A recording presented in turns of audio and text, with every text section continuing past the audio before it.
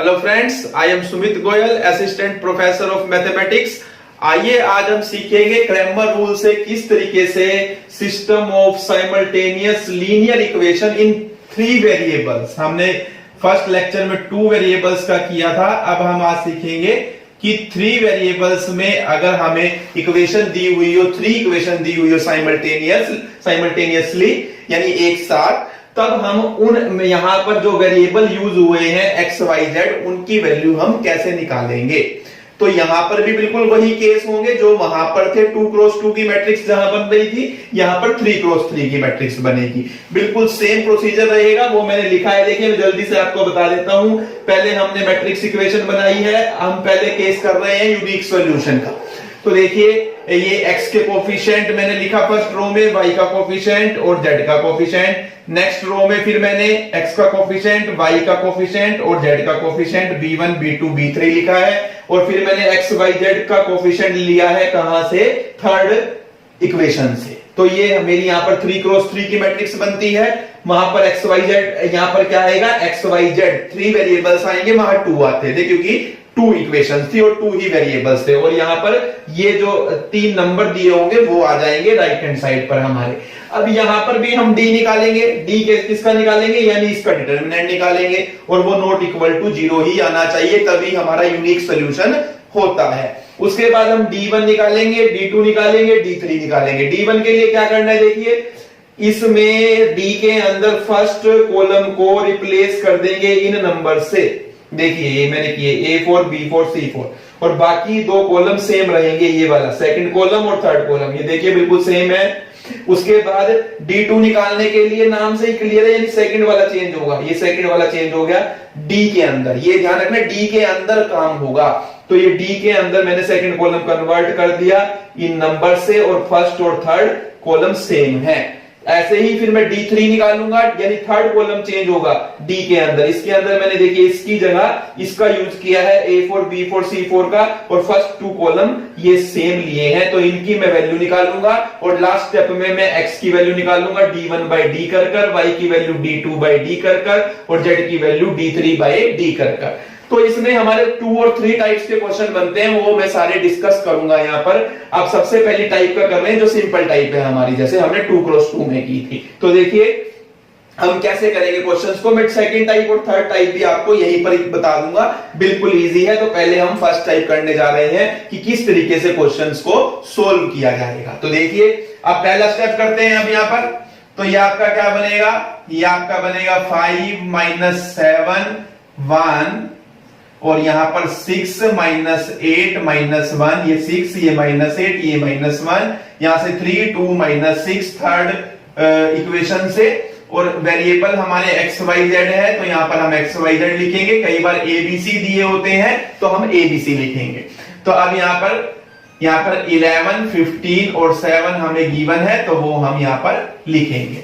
तो अब यहां से आप d निकालेंगे। पहले d निकालने के लिए यानी इसका डिटरमिनेंट निकालेंगे। 5 - 7 1 6 - 8 - 1 3 2 - 6 वो निकालते हैं। आपको सिखाया गया है, जो जितने पीछे लेक्चर्स आ चुके हैं उनमें बताया जा चुका है डिटरमिनेंट हम कैसे निकालते हैं। फिर भी मैं एक आपको बता रहा हूं और बाकियों का मैं जल्दी से लिख दूंगा। तो देखिए अब यहां पर फर्स्ट जो एलिमेंट दिया होता है उसको एज इट इज रखेंगे, इसकी रो को छोड़ेंगे और इसके कॉलम को छोड़ेंगे। बाकी आपके पास जो 4 एलिमेंट बचेंगे उनका हम डिटरमिनेंट लेंगे। ये देखिए ये मैं इनका डिटरमिनेंट लूंगा, ये ऐसा मैंने लिखा। आपको भी ऐसे ही करना है पूरे स्टेप वाइज। मैं अभी एक का ही स्टेप वाइज करूंगा, बाकी का मैं स्टेप वाइज नहीं करूंगा। मैं डायरेक्ट आंसर लिखूंगा, डायरेक्ट वैल्यू लिखूंगा उनकी भी क्या क्या वैल्यू आएगी। तो अभी एक समझा रहा हूं मैं, उसी के हिसाब से आप बाकी भी डिटरमिनेंट निकाल सकते हैं। तो पहले जो ये हम अलोंग दी फर्स्ट रो ही निकालेंगे। हमेशा डिटरमिनेंट निकाला किसी भी रो के अलोंग जा सकता है, लेकिन हम हमेशा फर्स्ट रो के अलोंग ही निकालते हैं क्योंकि वो मेंशन नहीं होता कि किस रो से निकालना है। तो हमें आदत पड़ी होती है कि हम फर्स्ट रो से ही हमेशा निकालते हैं। तो ये जो पहला नंबर दिया होगा वो लिखेंगे, इसकी रो को छोड़ेंगे, इसके कॉलम को छोड़ेंगे। बाकी जो 4 एलिमेंट बचे हैं उनका हम डिटरमिनेंट लेंगे। उसके बाद जो बीच में नंबर होगा उसका साइन चेंज कर कर लिखेंगे और फिर इस नंबर की रो को छोड़ेंगे और इसके कॉलम को छोड़ेंगे, बाकी जो 4 नंबर बचे हैं, आप देखिए इसकी रो ये है, इसका कॉलम ये है, इसको छोड़कर 6 माइनस 1 और 3 माइनस 6, ये 4 नंबर बचते हैं, ये कॉलम छोड़ा और ये रो छोड़ी, 6 माइनस 1, 3 और 6 बचते हैं, वो मैंने लिखा। और फिर जो लास्ट में नंबर होगा विद सेम साइन लिखेंगे, यानी अगर यहाँ +1 है तो 1 ही लिखना है, -1 है तो -1 ही लिखना है। ये ध्यान रखेंगे, पहला और third number with same sign लिया जाता है, यानी जो साइन है वही रहेगा, प्लस है तो प्लस रहेगा, माइनस है तो माइनस रहेगा, लेकिन बीच वाले नंबर का साइन चेंज कर दिया जाता है। अगर वो प्लस है तो वो माइनस लिया जाएगा और माइनस है तो प्लस लिया जाएगा। अब देखिए यहाँ पर मान लिया हमने ये, इसकी रो को और कॉलम को छोड़ेंगे तो ये 4 नंबर हमारे पास बचते हैं, 6 माइनस 8, 3 और 2। अब देखिए यार यहाँ पर इसको सोल्व कर लीजिए, 5 8 6 48 हो जाएगा और माइनस माइनस प्लस होता है और माइनस, अब यहाँ पर 2 को -1 से करेंगे -2 आएगा, तो ये -2 इस तरीके से लिखा जाएगा और ये ब्रैकेट क्लोज। तो बहुत मैं माइन्यूटली आपको सिखा रहा हूं, देखिए 6 6 36 आएगा, प्लस माइनस माइनस हो जाएगा और ये माइनस का साइन एक हम अपनी तरफ से लगाते हैं और ये 3 को -1 से करेंगे तो -3 आपका आएगा। अब यहाँ पर +1 आएगा, ये 6 2 12 माइनस 8 3 24 माइनस का आएगा, ये देखिए ऐसे लिखेंगे हम, ये आपका बन गया 5 48 + 2 50, क्योंकि माइनस माइनस प्लस हो जाता है। अब यहाँ पर +7, ये -36 + 3 ऐसे लिख लेंगे, आगे वाले स्टेप में सोल्व कर लेंगे, +1 और ये 12 + 24, ये देखिए आपका बन जाएगा 250 प्लस ये 7, ये बनेगा आपका -33, क्योंकि प्लस माइनस माइनस होता है, 36 में से 3 माइनस करेंगे -33 आएगा। अब यहाँ पर +1 और ये आपका आ जाएगा 6 और 36, यानी ये आपका बनेगा 250, 7 को इस प्लस माइनस माइनस होता है, 7 से इसको मल्टीप्लाई करेंगे तो 7 3 जा 21, 7 3 जा 21, 22 एंड 23, 231 आएगा और ये +36, यानी ये टोटल हमारा आएगा, पहले प्लस कर लीजिए, 250 और 36 को मैं ऐड करता हूं तो 286 हो जाएगा, इसमें से 231 को माइनस करना है, 6 - 1 5, 8 - 3 5, यानी कि मेरा आ जाएगा टोटल 55। तो ये मेरा आया है D और ये नॉट इक्वल टू 0 आया है, तो ये मैंने D निकाला है। अब D1 निकालेंगे। D1 अगर आप लिखते हैं तो D1 कैसे लिखेंगे, मैंने आपको बताया था कि फर्स्ट कॉलम जो है वो रिप्लेस हो जाएगा इससे, 11 15 और 7 से, और बाकी दो जो कॉलम है वो एज इट इज रहेंगे, ये मैंने एज इट इज लिख दिए। अब D2 जब मैं करूंगा तो सेकंड कॉलम चेंज हो जाएगा, D का सेकंड कॉलम की जगह क्या आ जाएगा, देखिए 11 15 और 7 आ जाएगा, ये नंबर आ जाएंगे, और फर्स्ट कॉलम और थर्ड कॉलम जो है वो बिल्कुल सेम रहेगा। ऐसे ही मैं D3 निकालूंगा अगर, तो D3 निकालने के लिए थर्ड कॉलम चेंज होगा, रिप्लेस होगा हमारी राइट हैंड साइड से इस इक्वेशन की, और बाकी जो दो कॉलम है वो सेम रहेंगे, ये देखिए आप। अब इनकी वैल्यू मैं डायरेक्ट लिख रहा हूं, जो आएगी वो इसी मेथड से आपने निकालनी है, तो जो भी वैल्यू आएगी वो मैं यहाँ लिख रहा हूं। अब देखिए क्या क्या वैल्यू आती है हमारी, देखिए हम यहाँ पर D1 की और D2 की और D3 की अगर वैल्यू निकालते हैं तो D1 की वैल्यू भी 55 आएगी इसी मेथड से, D2 की वैल्यू जो है वो -55 आएगी और D3 की वैल्यू भी -55 आएगी, वो आप निकालेंगे इसी मेथड से, तो ये ही आएंगी। मैं नहीं निकाल रहा हूं क्योंकि आप ये सीख चुके हैं और पहले भी आपको आती है डिटरमिनेंट निकालना। अब देखिए अब सिंपल सा काम रह गया, आप x की वैल्यू निकालेंगे D1/D, y की वैल्यू निकालने का फार्मूला है D2/D, और z की वैल्यू निकालने का फार्मूला है D3/D। ये देखिए आपका ये मैंने लिखा है, ये लास्ट स्टेप है हमारा जो आंसर देगा हमें D1/D। D1 देखिए आपका कितना आया है, 55 आया है, और D भी आपका 55 है, ये आपका आंसर आ जाता है x की वैल्यू 1। यहाँ पर D2 -55 है, D की वैल्यू 55 है, तो ये आंसर आ जाता है -1। D3 की वैल्यू -55 है, D की वैल्यू 55 है, तो ये भी कैंसिल होकर आ जाता है -1, यानी आपका आया है x की वैल्यू 1, y की वैल्यू -1 और z की वैल्यू -1। तो इस तरीके से हमें सॉल्यूशन निकालना होता है, ये हमारा सॉल्यूशन है इस सिस्टम ऑफ इक्वेशन का। आप अब x y z की ये वैल्यू पुट कर सकते हैं तीनों इक्वेशन में, तो left hand side right hand side के इक्वल आएगी। वो आपकी मर्जी, आप करना चाहे कर सकते हैं, ये देखने के लिए भी मेरा सोल्यूशन ठीक आया है, और अगर नहीं करना चाहे तो ना भी करें। क्वेश्चन में नहीं करनी होती वो आप रफ में अलग से चेक कर सकते हैं वेरीफाई करने के लिए। तो ये हमारा सॉल्यूशन आया है इस क्वेश्चन का। तो 2x2 का जो हमने किया था इक्वेशंस को सोल्व करना, और जो 3x3 को सोल्व करना सीखा है, सेम स्टेप है, सेम मेथड से किया गया है। वहां पर x और y निकलता था तो d1/d और d2/d की जरूरत होती थी। यहां पर क्योंकि 3 वेरिएबल है, 3 इक्वेशंस है, तो हमें d3/d की भी जरूरत है z को निकालने के लिए, और उसी के कोरस्पॉन्ड में वहां पर 2x2 की मैट्रिसेस आती थी, और यहां पर 3x3 की मैट्रिसेस हमारी आ रही है। अब देखिए मैं सेकंड टाइप का क्वेश्चन इसी के अंदर आपको समझाने लगा हूं। बहुत इजी है, आपको बिल्कुल भी नहीं सोचना। अगर कैसे देखिए, कई बार क्वेश्चन में ऐसा होगा एक्स वाई जेड आपके नीचे आ जाएंगे, ये ऐसे आ जाएगा क्वेश्चन। मान लो ये आपको दिया होता तो हम क्या करते, ये ऐसे दिया है 6/x minus 8/y minus 1/z, और यहां पर 3/x प्लस 2/y, और यहां पर 6/z। तो ये हमें ये दी है, सपोज कीजिए इक्वेशन। अब यानी एक्स वाई जेड मल्टीप्लाई होकर डिवाइड में दिया हुआ है। अब हमें एक्स वाई जेड की वैल्यू निकालनी है जिससे ये आंसर आ जाए। तो आपको क्या करना है, देखिए सारा क्वेश्चन बिल्कुल सेम होगा क्रैमर रूल से। यहां एक्स वाई जेड की जगह क्या आ जाएगा, यहां एक्स वाई जेड की जगह आप यूज करेंगे 1/x 1/y एंड 1/z। ये आप यूज करेंगे 1/x 1/y 1/z। बाकी सारा क्वेश्चन बिल्कुल सेम करेंगे। d भी वैसे निकलेगा, d1 भी ऐसे निकलेगा, d2 भी ऐसे ही निकलेगा, और d3 भी ऐसे ही निकलेगा। अब लेकिन जो ये आंसर आया है, देखिए ये x नहीं आया आपका, ये 1/x आया है, यानी कि 1/x किसके इक्वल होगा, d1/d के इक्वल होगा। तो अब x की वैल्यू हमें यहां से निकालनी होगी, यानी आपका ये आया है, देखिए 1/x = 1, यानी मैं अगर इसको यहां करूं तो 1/x = 1 आया है, तो मैं क्रॉस मल्टीप्लाई कर रहा हूं, तो x की वैल्यू कितनी आएगी मेरी, 1 आएगी। अब यहां पर देखिए ये y नहीं आएगा आपका, यहां से आएगा 1/y।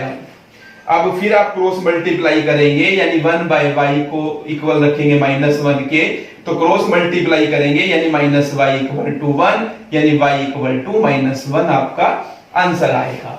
अब ऐसे ही यहां पर ये 1/z आपका आएगा, तो 1/z को आप किसके इक्वल रखेंगे, -1 के। 1 किसी के नीचे डाल सकते हैं, क्रॉस मल्टीप्लाई करेंगे तो -z = 1, यानी z = -1 आपका आएगा। तो यानी x की वैल्यू 1, y की वैल्यू -1, z की वैल्यू -1। तो अब आप कहेंगे आंसर तो बिल्कुल सेम आए हैं। वो इस क्वेश्चन में सेम आए हैं, लेकिन हर क्वेश्चन में सेम आएंगे वो जरूरी नहीं है।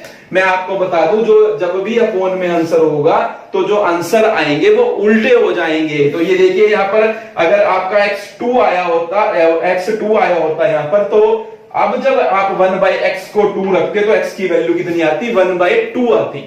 तो ये बात ध्यान रखनी है। मैं एक बार और समझा रहा हूं, मान लीजिए आपका 1/x ये आ गया, 2 आया है, तो आप क्रॉस मल्टीप्लाई करेंगे तो 2x = 1, यानी x की वैल्यू आपकी आएगी 1/2।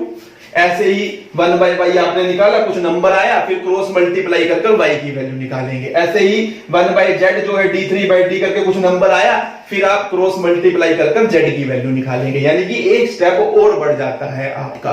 तो इस तरीके से हमें क्वेश्चन को करना है सेकंड टाइप के क्वेश्चन का मींस ये है जिसमें x y z मल्टीप्लाई ना होकर डिवाइड में दिए होंगे, और फिर हमें कहेगा कि आप सोल्व कर दिखाइए, यानी x y z की वैल्यू निकालिए। तो ये हमारी बनती है टाइप 2। अब टाइप 3 के क्वेश्चन में क्या आता है, टाइप 3 के क्वेश्चन में आते हैं स्टेटमेंट के क्वेश्चन। यानी हमें स्टेटमेंट से पहले क्या करना है, इक्वेशंस फॉर्म करनी है, और इक्वेशंस फॉर्म करने के बाद सारा क्वेश्चन बिल्कुल सेम रहेगा। वो मैं आपको अब क्वेश्चन से इक्वेशन कैसे फॉर्म करनी है वो मैं आपको सिखा रहा हूं। 2 क्वेश्चन मैं आपको सिखाऊंगा जो इंपॉर्टेंट है, ज्यादातर क्वेश्चन पेपर में पूछे गए हैं हमारे, और फिर उसके बाद बिल्कुल सेम प्रोसेस रहेगी। वो मैं आपको कर नहीं दिखाऊंगा, आप बिल्कुल सेम स्टेप अप्लाई करेंगे, आपका आंसर आ जाएगा। तो देखिए मैं आपको ये सिखाऊंगा अब थर्ड टाइप में सिर्फ स्टेटमेंट से क्वेश्चन की जो ये इक्वेशंस हैं वो किस तरीके से फॉर्म होंगी। देखिए अब ये स्टेटमेंट्स वाले क्वेश्चन है। अब हमें क्या करना है, स्टेटमेंट को कन्वर्ट करना है इसके अंदर इक्वेशंस के अंदर, साइमल्टेनियस इक्वेशंस के अंदर, और उसके बाद आपको सोल्व करना मैं सिखा चुका हूं ऑलरेडी। तो अब देखिए, अब इसने कहा है, फर्स्ट मैंने दो एग्जांपल लिखे हैं, दोनों को मैं कन्वर्ट करना सिखाऊंगा इक्वेशन के अंदर, साइमल्टेनियस इक्वेशंस के अंदर। तो देखिए उसने कहा है सम ऑफ 3 नंबर इज 6, यानी कोई 3 नंबर्स हैं, हमें नहीं पता कौन से हैं, उनका सम क्या है, 6 है।